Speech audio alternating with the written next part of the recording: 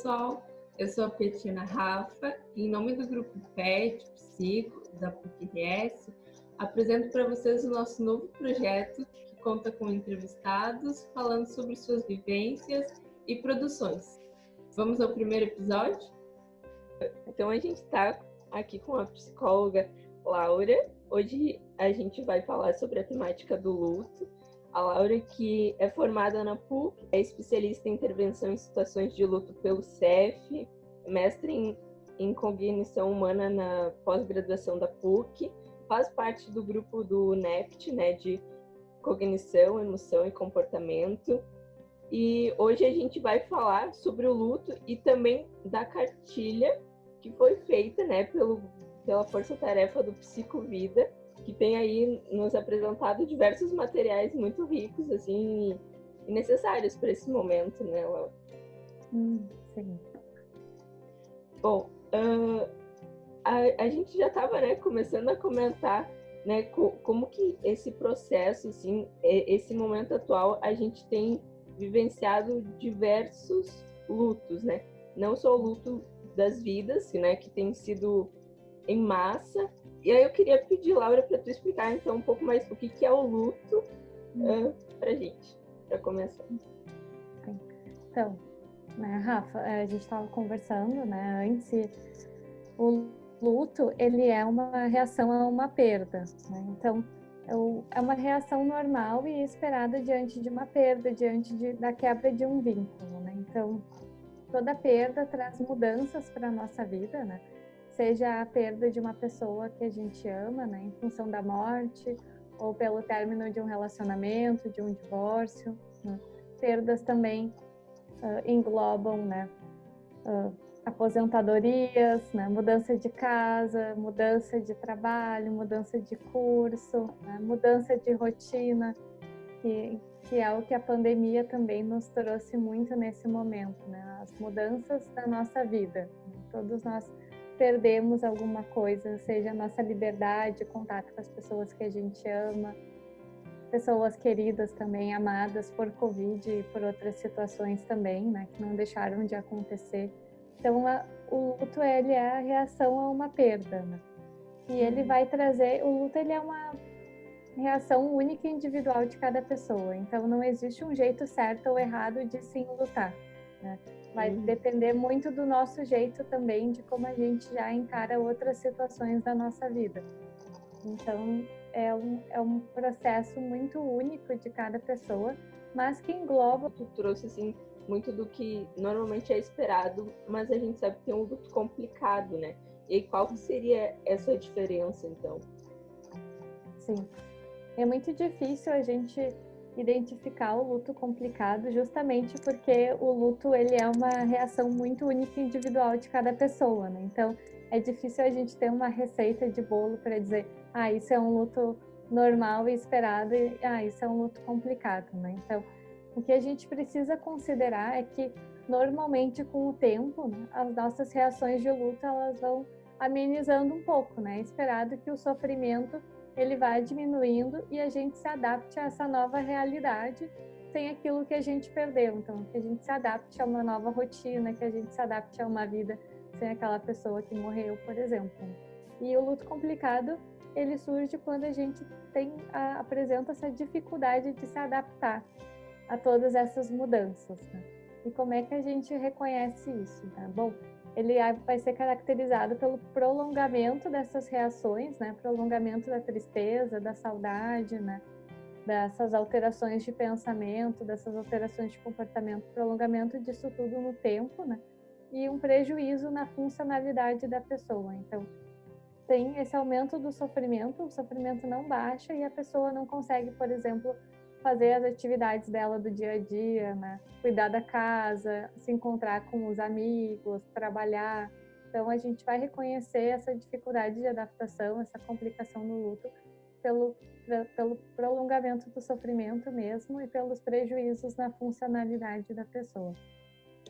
Até uma questão, né, que a gente estava pensando, por exemplo, a questão de se desfazer dos pertences da pessoa, assim. E aí, nesse processo, se te desfaz tudo de uma vez, deixa tudo como tá? Como é que seria, assim, uma maneira um pouco mais para levar um pouco mais saudável assim esse processo tão difícil, né? Sim, sim. Isso é uma pergunta bem frequente, né? E, de novo, não tem muita receita de bolo, né? Sendo o luto um processo único de cada pessoa, cada um vai levar esse movimento no seu tempo, né? O que a gente orienta é que nunca se tomem decisões muito grandes logo no primeiro momento da perda, então que não doe tudo, né? Todos os pertences da pessoa de uma vez só, ou que não se mude de casa, né? Então, se fica difícil de ver essas coisas agora, nesse primeiro momento, guarda, tenta encontrar um lugar para deixar tudo, né? Mas como logo que acontece a perda é um momento de crise, né?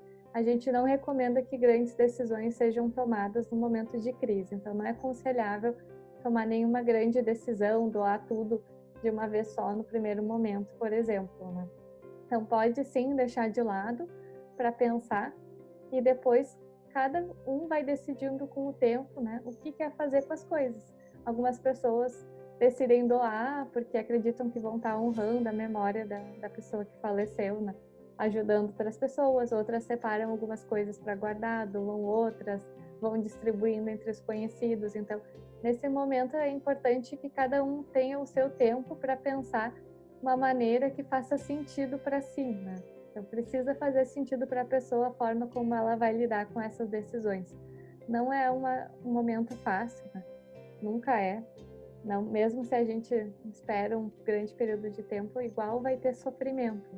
Mas é importante que se tenha um tempo para pensar como que faz sentido.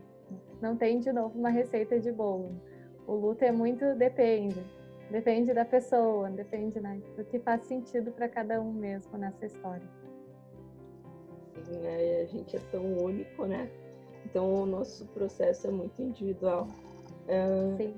E é Claro. importante também lembrar, né, que os lutos nunca são iguais, né? Então, eu vou me enlutar por uma perda de uma forma e depois, numa nova perda, eu posso me enlutar de uma maneira totalmente diferente, porque também as relações que a gente estabelece são únicas, né? Então, a forma como eu me enluto por uma pessoa nunca vai ser igual a de outra, e a gente não deve ficar comparando perdas nem nos comparando com outras pessoas. Sim. Até aproveitando, assim, eu vi que na cartilha de vocês trazem, então, sobre o luto para crianças e adolescentes, assim, que outros tópicos a gente pode encontrar na cartilha, se tu puder falar um pouco mais da cartilha, assim, que eu achei fantástica. Primeiramente, obrigada pelo elogio, né, da cartilha, em nome das minhas colegas também, que participaram da produção.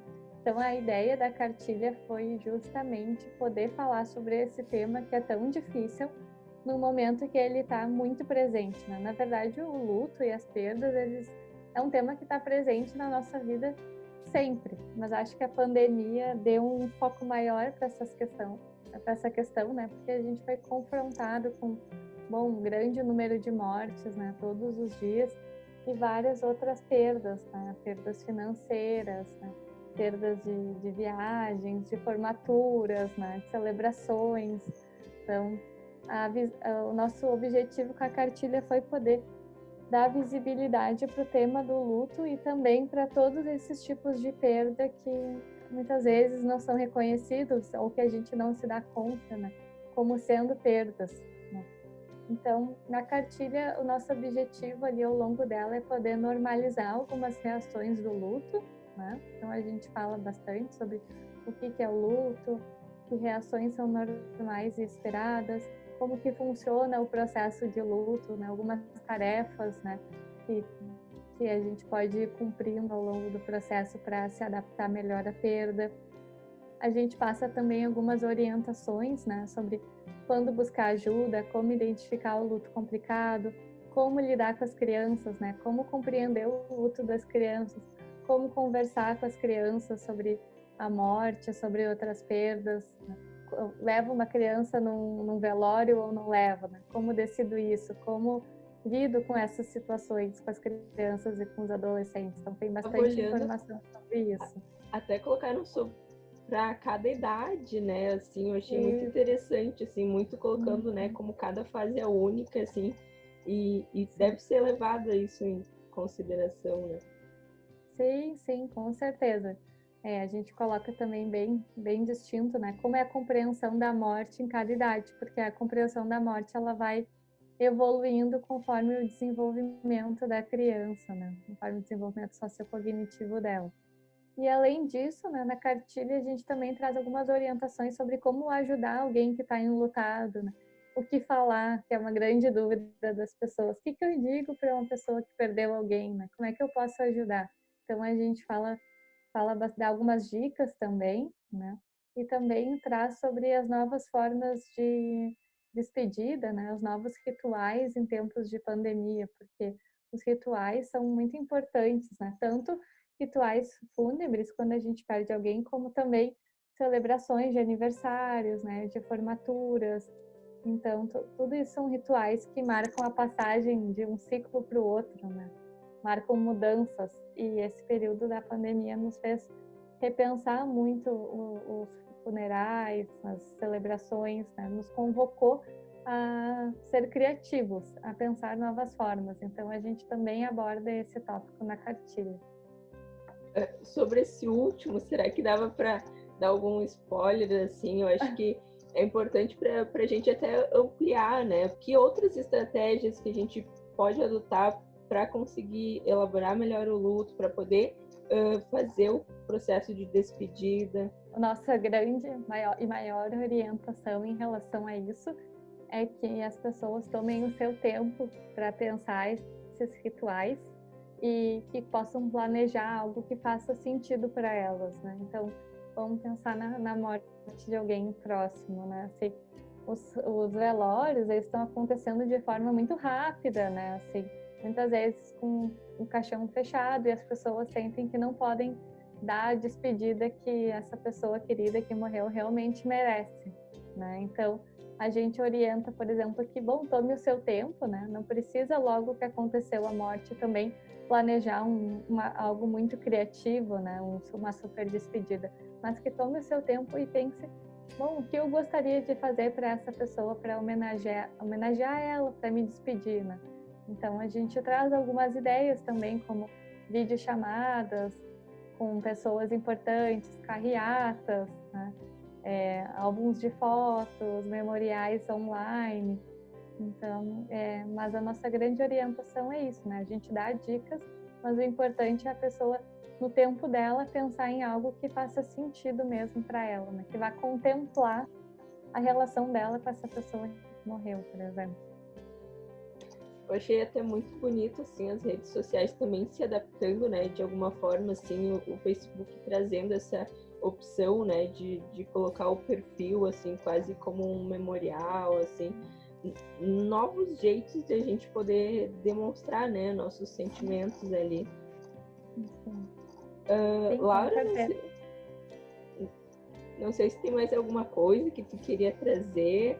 Assim, nesse momento, eu acho que fica muito a instigação, né, para ler a cartilha, para conhecer a cartilha, assim, que tem diversos tópicos, até o luto coletivo, que a gente não falou muito, assim, e outros, como tu disse, e que vale muito a pena ler. A gente vai deixar na descrição até do vídeo, vamos deixar o link, vamos até agradecer ao grupo, né, que se disponibilizou, assim, liberou a Laura para conversar com a gente. Muito obrigada. Sim. Não, eu que agradeço, né? Agradeço a atenção também à cartilha e a esse tema tão importante, e convido vocês para lerem ela, para entrar em contato com esse tema. Tenho certeza que todos nós vamos encontrar um espaço, né, para o que a gente está passando dentro dessa cartilha. Obrigada.